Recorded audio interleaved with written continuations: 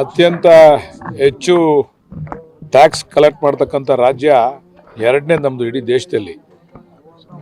ನಮಗೆ ಸಿಗಬೇಕಾದಂಥ ಅನುದಾನ ಅವರು ಕೊಡ್ತಾ ಇಲ್ಲ. ನಮ್ಮಲ್ಲಿ ಬರ್ತಕ್ಕಂಥ ಟ್ಯಾಕ್ಸ್ನ ಇಡೀ ದೇಶಕ್ಕೆ ಹಂಚೋದ್ರ ಬಗ್ಗೆ ತಕರಾರಿಲ್ಲ. ಆದರೆ ಹೆಚ್ಚು ಟ್ಯಾಕ್ಸ್ ಬರ್ತಕ್ಕಂಥ ಜಾಗಗಳಲ್ಲಿ ನಮಗೇನು ಅನುದಾನ ಕೊಡಬೇಕು ಅದನ್ನು ಕೊಡಬೇಕು ಅಂತ ಒತ್ತಾಯ ಮಾಡ್ತಾಯಿದ್ದೀವಿ. ಪಾಪ ಈ ನಮ್ಮ BJP MP ಗಳವರಲ್ಲ, ಅವರವ್ರು ನರೇಂದ್ರ ಮೋದಿ ಮುಂದೆ ಎದೊಳೋದು ಇಲ್ಲ, ಕೂತ್ಕೊಳ್ಳೋದು ಇಲ್ಲ. ಅವರು ಇಂಥ ಪರಿಸ್ಥಿತಿಯಲ್ಲಿ ನಾವು ಇದ್ದೀವಿ. ಇವರೆಲ್ಲ ಬರೀ ನರೇಂದ್ರ ಮೋದಿ ಹೆಸರಲ್ಲಿ ಗೆಲ್ತಾರೆ ವಿನ ಯಾರಿಗೂ ಕೂಡ ವೈಯಕ್ತಿಕವಾದಂಥ ವರ್ಚಸ್ಸಿಲ್ಲ.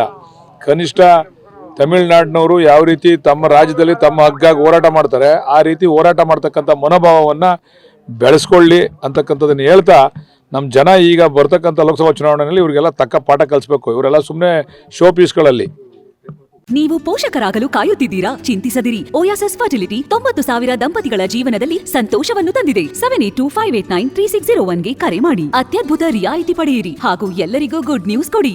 ಶೋ ಪೀಸ್ಗಳ ಥರ ಹೋಗೋದು ಬರೋದು ಅಷ್ಟೇ. ಅಲ್ಲೋಗಿ ಸೈನ್ ಹಾಕೋದು, ಅಲ್ಲಿ ಏನು TAD ಬರ್ತದೆ ತಗೊಂಡು ಬರೋದು ಅಷ್ಟು ಬಿಟ್ಟರೆ MP ಗಳಾಗಲಿ ಮಂತ್ರಿಗಳಾಗಲಿ ಯಾರಿಗೂ ಕೂಡ ಈ ರಾಜ್ಯದ ಅಭಿವೃದ್ಧಿ ಬಗ್ಗೆ ಕಾಳಜಿ ಇಲ್ಲ. ಯಾರು ಕೂಡ ಈ 5 ವರ್ಷದಲ್ಲಿ ಒಂದೇ ಒಂದು ವಾಯ್ಸನ್ನು ರಾಜ್ಯದ ಪರವಾಗಿ ಎತ್ತಿಲ್ಲ ಅವರು. ಸರ್, ಈಗ ಧ್ವನಿ ಎತ್ತಿರೋದಕ್ಕೆ DK ಸುರೇಶ್ ಅವರಿಗೆ ದೇಶದ್ರೋಹಿ ಪಟ್ಟ ಕಟ್ತಾ ಇರುವಂಥದ್ದು BJP ಅವರು. ಈಗ ನಾನು ಗ್ಯಾರಂಟಿ ಬಗ್ಗೆ ಮಾತಾಡಿದೆ. ಗ್ಯಾರಂಟಿ ಕ್ಯಾನ್ಸಲೇ ಮಾಡಿಬಿಡ್ತಾರೆ ಅಂತ ಪ್ರಚಾರ ಮಾಡಿದ್ರು.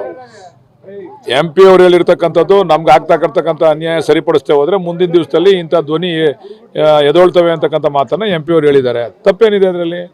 ಅನ್ಯಾಯ ಆದಾಗ ಎಲ್ಲ ಕಡೆ ಪ್ರತಿಭಟನೆ ಆಗೇ ಆಗ್ತವೆ. ಅದಕ್ಕೆ ಅನ್ಯಾಯ ಆಗ್ತಕ್ಕಂಥ ರೀತಿಯಲ್ಲಿ ಸರಿಪಡಿಸಿ ಅಂತಕ್ಕಂಥದ್ದು ಅವರ ವಿಚಾರ. ಅದನ್ನು ತಿರ್ಚಿ ಮಾಧ್ಯಮದವ್ರು ಇರ್ಬೋದು ಅಥವಾ ವಿರೋಧ ಪಕ್ಷದವ್ರು ಇರ್ಬೋದು, ತಿರ್ಚಿ ಅದನ್ನ ತೋರಿಸೋದಾದ್ರೆ ಅದಕ್ಕೆ ನಮ್ಮ ಅಭ್ಯಂತರ ಏನಿಲ್ಲ. ಹೌದು, ನಾವು ನಮ್ಗೆ ಅನ್ಯಾಯ ಆದಾಗ ನಾವು ಹೋರಾಟ ಮಾಡ್ತೀವಿ ಅಂತ ಹೇಳವ್ರೆ. ನಮಗೆ ಬರ್ತಕ್ಕಂಥ ಅನುದಾನ ನಮಗೆ ಬರದೇ ಇದ್ದಾಗ ನಾವು ಆ ಕೂಗು ಹೇಳ್ಬೋದು, ಮುಂದಿನ ದಿವಸದಲ್ಲಿ ಸಾರ್ವಜನಿಕವಾಗಿ ಆ ಕೂಗು ಹೇಳ್ಬೋದು ಅಂತಕ್ಕಂಥದ್ದನ್ನು ಹೇಳಿದ್ದಾರೆ. ತಪ್ಪೇನದ್ರಲ್ಲಿ? ಅಂದ್ರೆ ನಾವು ಏನ್ ಅನ್ಯಾಯ ಆದ್ರೂ ಕೂಡ ಸಹಿಸ್ಕೊಂಡಿರ್ಬೇಕು ಅಂತಕ್ಕಂಥದ್ದು ನಿಮ್ಮ ಭಾವನೆ. ದೇಶ ವಿಭಜನೆ ಆಗ್ಬೇಕು ಅಂತ ಏನು ಹೇಳಿಲ್ಲ ಅವರು. ಯಾವ ದೇಶ ವಿಭಜನೆ? ನೀವು ಸಂಪೂರ್ಣವಾಗಿ ಅವರ ಹೇಳಿಕೆಯನ್ನು ಸಂಪೂರ್ಣವಾಗಿ ತೋರಿಸಿ. ನಿಮ್ಗೆ ಎಷ್ಟು ಬೇಕೋ ಅಷ್ಟು ಕಟ್ ಅಂಡ್ ಪೇಸ್ಟ್ ಮಾಡ್ಬಿಟ್ಟು ತೋರಿಸ್ತಕ್ಕಂಥದ್ದಲ್ಲ. ಅವ್ರ ಹೇಳಿಕೆಯನ್ನು ಸಂಪೂರ್ಣವಾಗಿ ತೋರಿಸಿ ಆಮೇಲೆ ನೀವು ಮಾತಾಡಿ. ಬೇರೆ ರಾಜ್ಯಗಳು ಕೂಡ ಹೆಚ್ಚಿನ ಟ್ಯಾಕ್ಸ್ ಕಟ್ತವೆ. ಒಂದೊಂದು ರಾಜ್ಯಗಳು ಕೂಡ ಪ್ರತ್ಯೇಕ ನಾವು ರಾಷ್ಟ್ರ ಕೊಡಿ ಅಂತ ಕೇಳ್ಕೊಂಡು ಹೋದ್ರೆ ದೇಶ ಒಡೆದೋಗಲ್ವಾ ಅಂತ ದೇಶ ಹೊಡಿಬೇಕು ಅಂತಕ್ಕಂಥ ಉದ್ದೇಶ ಯಾರಿಗೂ ಇಲ್ಲ. ದೇಶ ಕಟ್ತಂತವ್ರೆ ಕಾಂಗ್ರೆಸ್ನವರು. ಹೊಡಿಬೇಕು ಅಂತಕ್ಕಂಥ ಉದ್ದೇಶ ಇಲ್ಲ. ಆದರೆ ನಮ್ಗಾಗ್ತಕ್ಕಂಥ ಅನ್ಯಾಯನ ನೀವು ಸರಿಪಡಿಸ್ತಾ ಹೋದ್ರೆ ಮುಂದಿನ ದಿವಸದಲ್ಲಿ ಸಾರ್ವಜನಿಕವಾಗಿ ಈ ಥರ ಕೂಗಿ ಹೇಳ್ಬೋದು ಅಂತಕ್ಕಂಥ ಅಭಿಪ್ರಾಯ ವ್ಯಕ್ತಪಡಿಸವ್ರೆ.